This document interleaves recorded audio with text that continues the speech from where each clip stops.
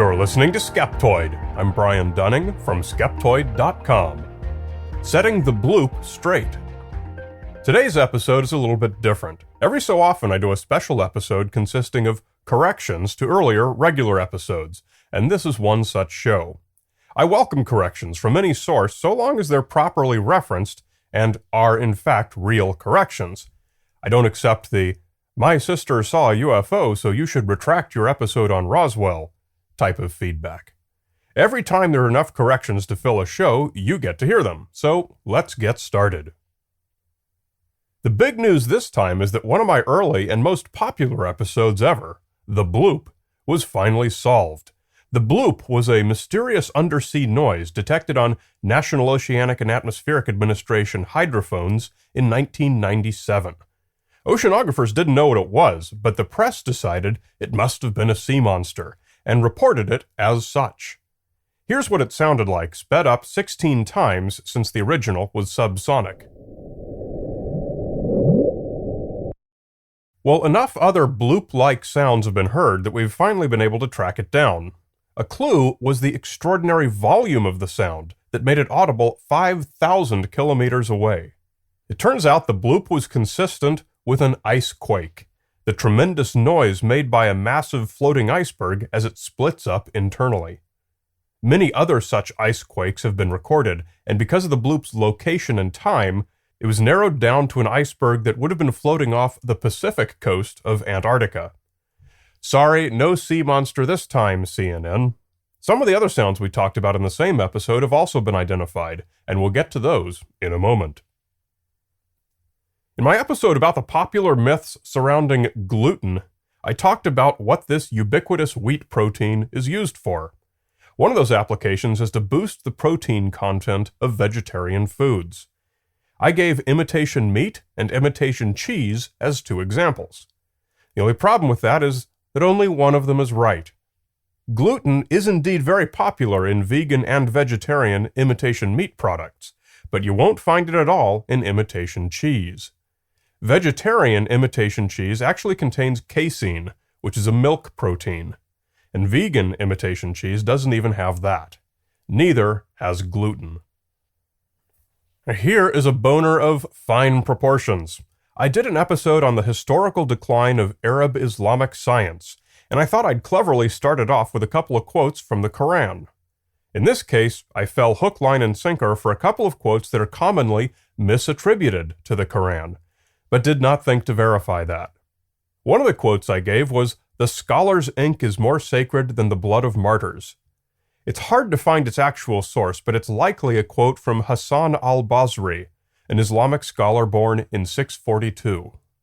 The other quote I gave, "For every disease Allah has given a cure," appears in various different wordings and is usually attributed to Abu Huraira, a companion of Muhammad born in 603, and who's responsible for over 5,000 such sayings of Muhammad's. Neither quote is actually in the Quran. Time to pull aside the curtain and reveal the secret identity of another underwater sound from the Bloop episode. This one was called the train.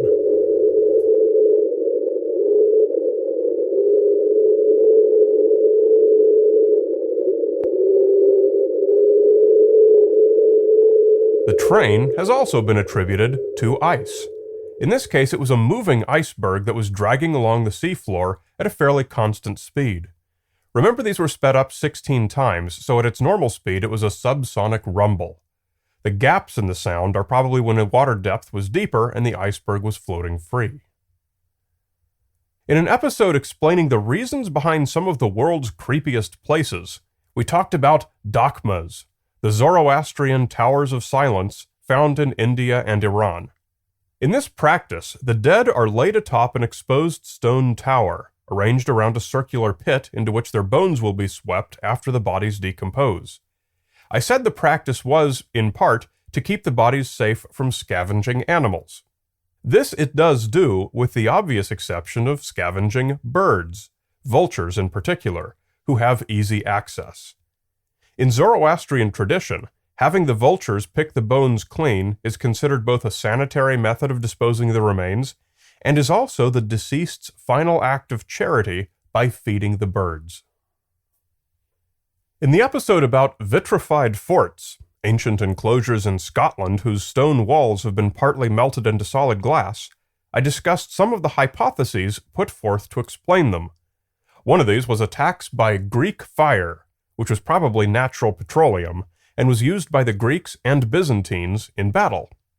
Well, I got my BCEs and CEs mixed up, and said that the Byzantines were using Greek fire at about the same time the vitrified forts were made.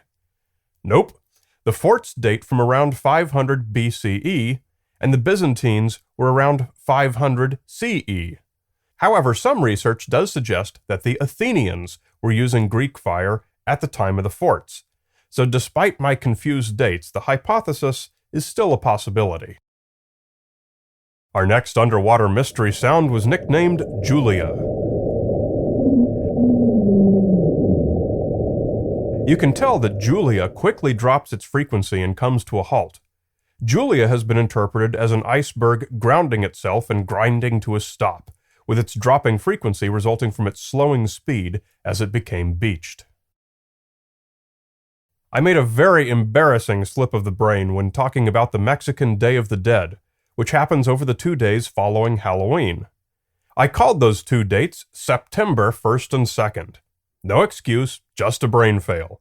Apparently, I got the order of the months wrong. I must not have been paying attention in kindergarten. With apologies to any celebrating Mexicans, the correct dates of the 2 days after Halloween are, of course, November 1st and 2nd. Mistakes like this, that are so basic you never even think to check them, are among the easiest to make. My episode on the skull experiment was a critical analysis of what's claimed to be the best evidence yet for the afterlife.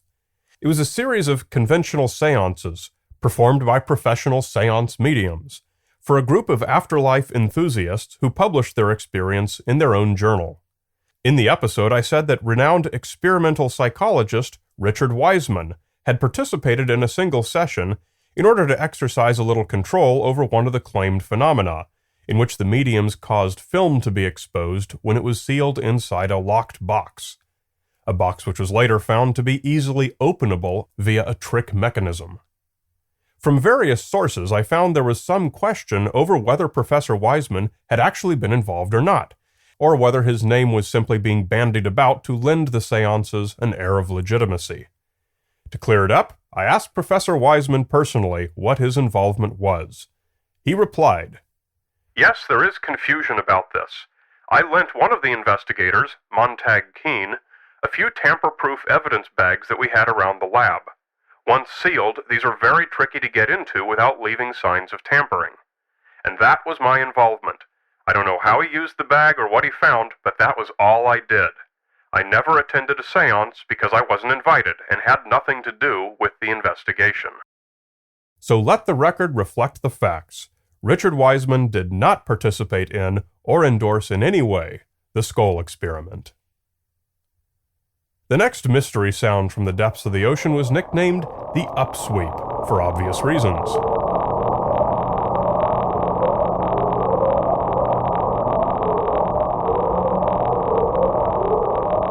The upsweep's identity is not as clear-cut as the others, but it probably doesn't have anything to do with ice. It's most likely a volcanic vent.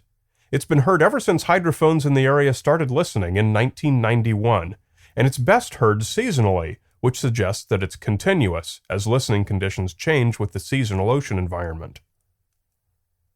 In the episode on the phantom time hypothesis, in which some believe that some number of centuries during the Middle Ages never actually happened, but were created as false history by the global elite, I mentioned that around 1700, the French Jesuit researcher Jean Audouin concluded that most Greek and Roman art and literature were forged by 13th century Jesuits.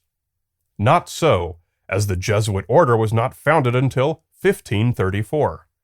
In fact, the 13th century monks, whom Audouin believed accomplished this massive forgery, allegedly worked under the Holy Roman Emperor, supposedly with the goal of promoting atheism by paganizing all the facts of Christianity. The mistake of referring to Audouin's mysterious forgers as Jesuits was mine. A minor error led to major geographical confusion in my episode on the Betz Mystery Sphere, a metal ball that some believe fell from outer space. The ball was found on Fort George Island in Florida. However, my spell checker changed Fort George to St. George throughout, and I never noticed the change even as I recorded the episode.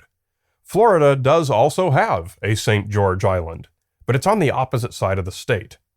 The correct location is Fort George on the Atlantic coast, not St. George on the Gulf Coast.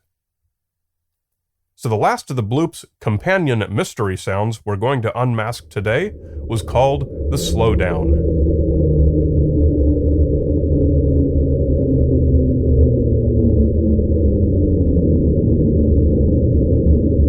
It turns out that the slowdown was the same thing as Julia, a large iceberg coming slowly to rest as it ground along the seafloor in progressively shallower water.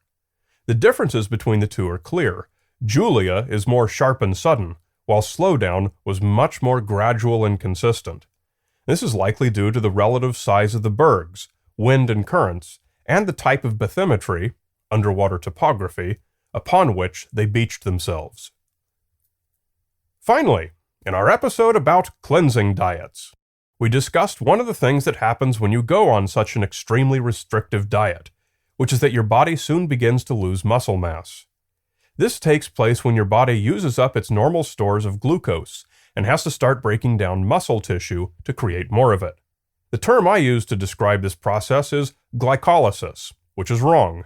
Glycolysis is the conversion of glucose to ATP to use as energy. But where does that glucose come from? The word I should have used is gluconeogenesis, which is specifically the synthesis of glucose from molecules that are not sugars, in this case, the amino acids in your muscle protein. The things your body is capable of is a seemingly endless list of amazing feats. But when one of these feats is to eat away your lean muscle tissue, it's time to rethink popular fads like cleansing diets. So my thanks to all of you who continue to send corrections.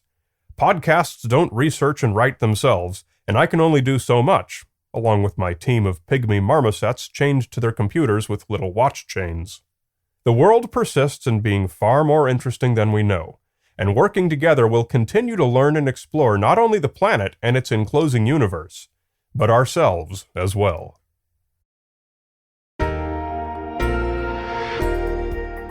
I need to give big thanks to those of you who support Skeptoid financially through the monthly micropayments. Skeptoid has continued as long as it has only because of you. You have my gratitude, and please introduce yourself if you run into me at a conference. You're listening to Skeptoid, a listener-supported program. I'm Brian Dunning from Skeptoid.com.